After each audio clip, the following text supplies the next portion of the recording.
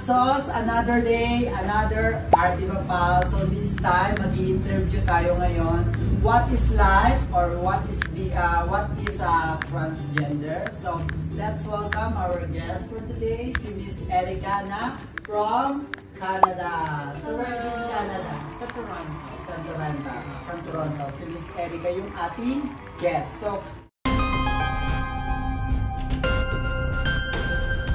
okay, number 5. How much money you need to achieve your dream transition as a trans woman? Actually, hindi sukatan ang ang pera pagdating sa ang mura lang din naman ng magtrabaho ka lang, makakabili ka ng pills. Ayan. Doon ka magsimula. Dito kasi sa Pilipinas, walang nagpa-prescribe tulad doon sa Canada na pero-prescribe kami ng doktor. Yes, bago kami makakuha. Yun yung difference niya. Yun ang difference. Ngayon dito, pero dito sa Pilipinas, pwede ka makabili ng over-the-counter. Like for example na micropill and Diane. So you can buy it over-the-counter here in the Philippines. Ang ko lang, ang may advice ko lang, kasi nasa medical field naman ako, pero hindi ako expert ha. How much money? Yung magpapaano ka na? Magpapa-vagina. Kung magkano. Medyo pag ganun, kailangan talaga ready ka. Kasi nga, ang sa akin, sa Canada ko pinagawa, yung top surgery, it cost me $10,000. Nasa $400,000 yun. Yes. Kalahating milyon po talaga. Tapos, kakain ka po ng kalahating milyon. Tapos yung bottom surgery, yun yung vaginoplasty na tinatawag, yung gagawan ka na ng cochlear. So, yun. So, yun yung kinover naman ng government na Canada. So, that is the good news. So, yun yung good news niya sa kanya kasi instead of maglabas siya ng pera, so the government will help you, the government will support you kasi nagdala ako ng therapist, kasi in-evaluate ako ng 3 psychiatrists, and then kasi sa Canada considered as yung gender dysphoria na tawag is an illness. Kaya sakit siya sa mental, it's a mental illness. Yes. Para siyang kumbaga kakategory ng mga depression, severe depression, anxiety. So, kino-cover yun ng government ng Canada. Basta considered na. So, madaling salita po mga kahatsos, free po yung surgery niya for transition surgery as a trans woman. So, nililibre po yun ng Canada kasi tinitreat nila as a mental illness. Yes, Parang iuwi po siya into mental illness. Pero ang presyo niya talaga is $500,000 po talaga. Kung gusto nyo, talaga magtitipid kayo at mag-iipon kayo para lang sa inyong dream life as a trans woman. Yeah. So next, number 6, how fast the healing process of your operation and those consequences. Nung na-opera ka na. Yung tapos mong ma-opera, kung kasi dalawa ang gagawin mong medical transition, yung sa taas, sa baba. Yung taas, mga lang yun, 1 month healing. 1 month healing. About sa vagina? Sa vagina, lang yun. Sa cochlear, lang yun. Yan yung mahaba-haba kasi it will take you 3 months na nasa bed, almost nasa bed ka. Siya? Oo, almost nasa bed ka. Walang tayo, nakakatayo ka naman, pero talagang hirap, para kang nagsisaryan. So 3 months yung duration ng healing process. So yung consequence niya, hindi ka makakatayo basta-basta. Hindi ka makakatayo basta-basta, tapos kailangan mo pang mag-dilate. Ang dilation na tinatawag, yung may nakapasak doon sa sugat. Tatanggal-tanggalin mo, tapos papasak mo ulit. Talagang medyo masakit. Mahirap siya. Kaya sinabi niya sa akin noong nakaraan, sugat na siya, pero kailangan mo pang pasakan kasi para ma-prevent lang yung pagsara. Yung dip niya, saka yung pagsara niya. Kasi sugat nga po siya. So kailangan mo talagang pasakan. Parang sa butas ng yung earrings natin. Di ba minsan pagka hindi mo tinatanggal yan. Kahit mahapdi na. Kahit mahapdi na namamaga. Kasi maliit na sugat lang. Imagine ko sa malaking sugat. Hanggang loob yun. Hanggang loob pa yun. Pero meron bang nilalagay na parang anesthesia para habang dinudot mo yon yung nilalagyan mo ng tapon? Wala. Ano lang, Tylenol lang, yung pain reliever lang. Walang Iniinom lang? Iniinom lang. Okay. Kasi pagkalabas mo ng ospital, ang surgery pala, yung pag-opera, it takes you 7 hours sa 7 hours. Operating room. Tapos kailangan 10 days ka sa ospital bago ka palabas niya. Okay. Siguro i-clear muna nila lahat. I-clear mo lang lahat, and then pag medyo on the way to healing ka na tsaka pa-uwiin, doon na yung alagaan mo yung sarili mo. Kailangan talaga pag nag-ganon ka, meron ka yung 3 months na meron kang support. So, luckily for me, nung pinapunta ko yung mom ko sa Canada, so siya yung Support na nagbabangon sa akin sa nag-aalaga bed. sa'yo. Oo. So yun pala yung consequence. So kaya unang-una kailangan yung sugat. Kasi mahagdi talaga yung sugat. Alagaan mo. Sugat. Mm-mm. Tapos, pag-ihi mo, Yung pag-ihi, naka-tube ka pa muna. catheter. Catheter. Hindi Okay. tatanggalin na yun. And then, Hindi, nasa bahay ka na. Yun, syempre, papractice mo pa yun. Yung may tubo pa rin nagbibigay sa iyo.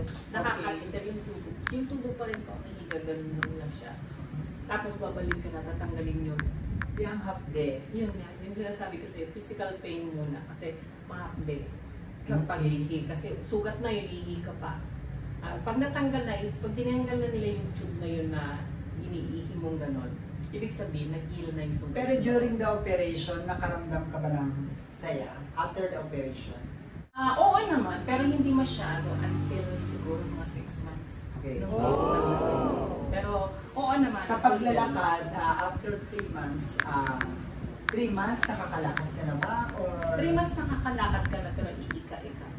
Yung parang very careful ka lang, hindi ka pwedeng magbuhat ng so ganun pala bigat, siya. oo. Supposedly that pinaka safest way, safest month talaga is 6 months. 6 months talaga, ano ka na nun? Ano ka na nun? Nakakakilos ka na nakakakilos ka na maayos, normal, oo. nakakapupo ka. Mm-mm. Sa pagpupo pala, di ba sa babae, pag bagong panganak, masakit, mahapde, kasi halos magkadikit yung puwet, yung anal, at saka yung ganun din, vagina. masakit din. Same din, masakit din. Pag-poops ka. Oo, pang pupup ka, tapos kailangan mo din maging careful sa pagpunas kasi ang lapit-lapit, sugat yun eh. Okay. Careful ka din sa So, pagpunas. yun. Question, how does it feel to be a trans woman in terms of dealing with other people at manliligaw?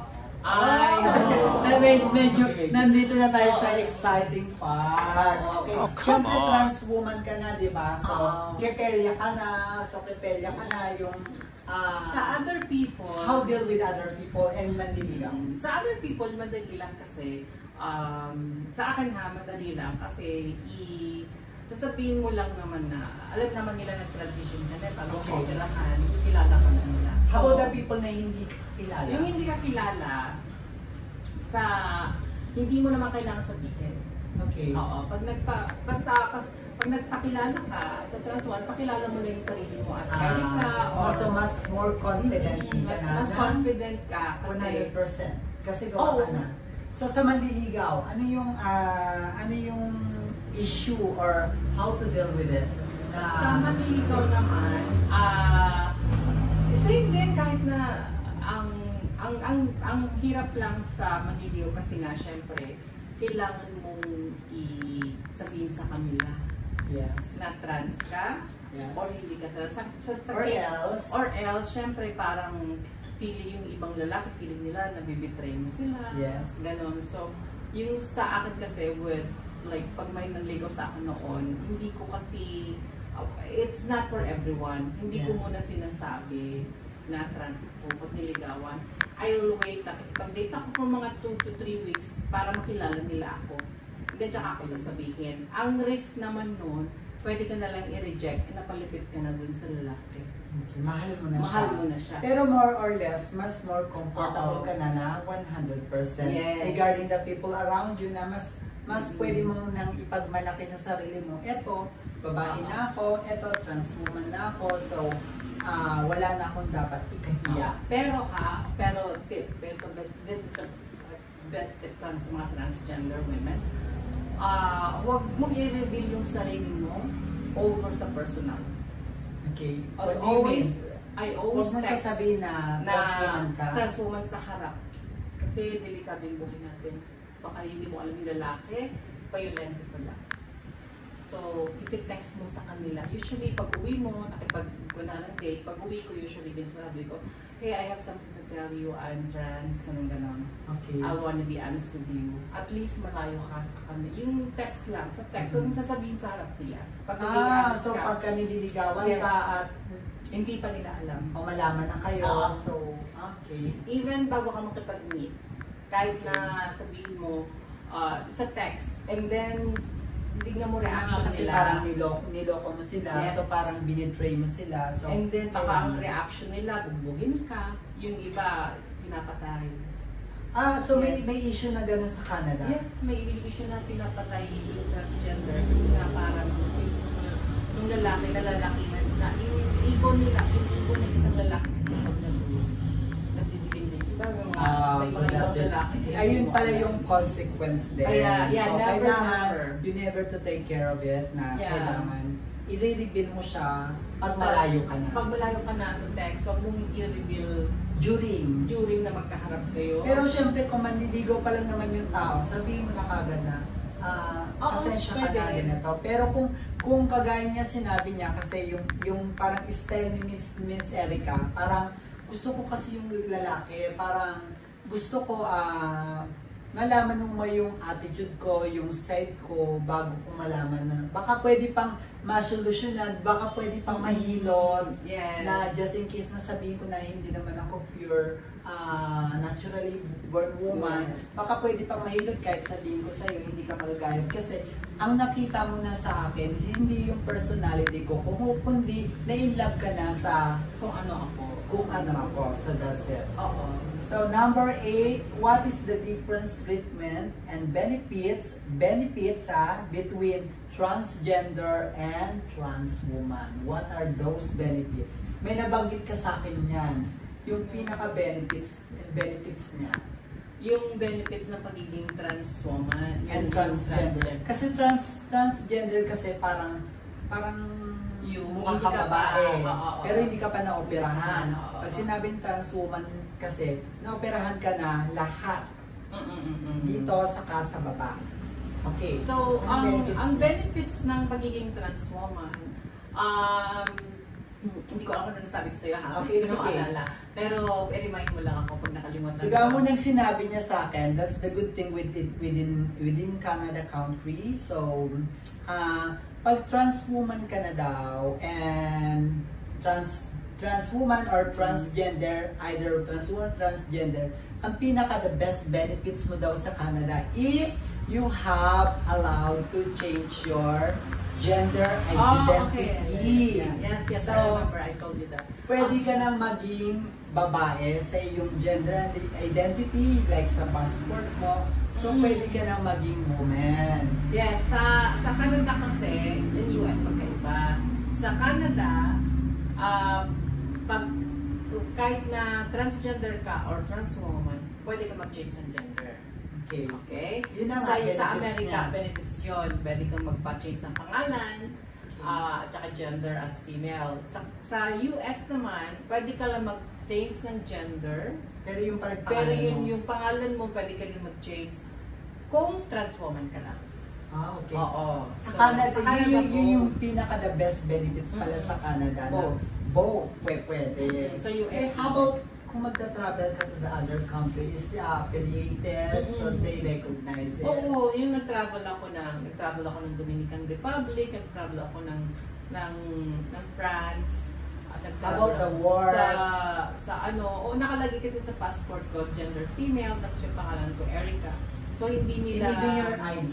Even my driver's license, yung mga health card ko, bank card. So, hindi ako nagkakaproblema na. Pero, yun nga, yung pag nag-change mo na lahat yun, legally, i-recognize na rin legally yung mga names mo.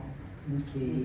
That is your... Wala naman masyadong pagkakaiba ng benefits. Wala namang pagkakaiba sa, yun sa dito sa Pilipinas, doon ang hindi natin yung pamagawa.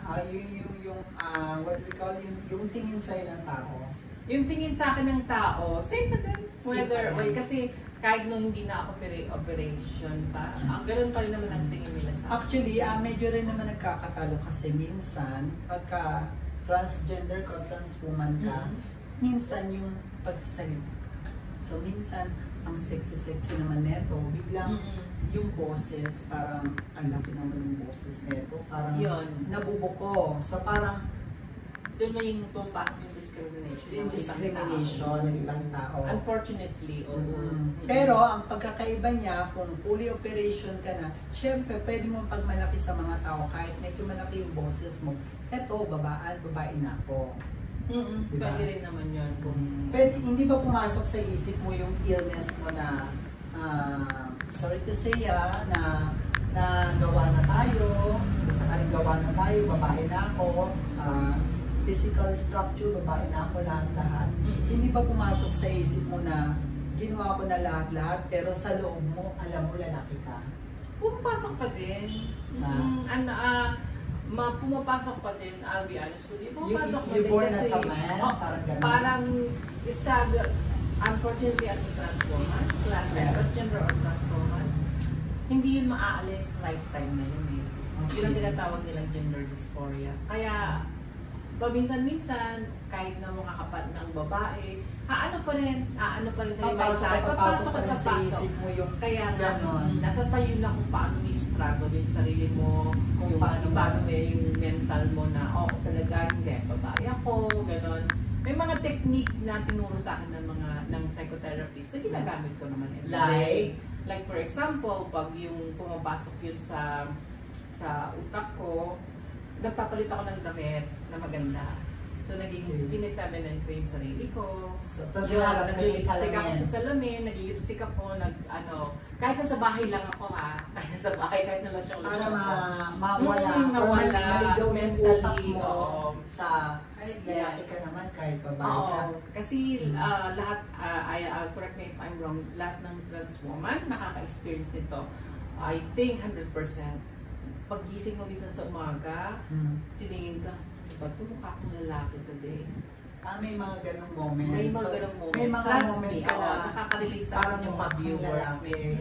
Tapos may mga moment na, ay, ang ganda-ganda ko naman, babae mo. Yes. Babae na ako. Okay, let's go to the number 9 question.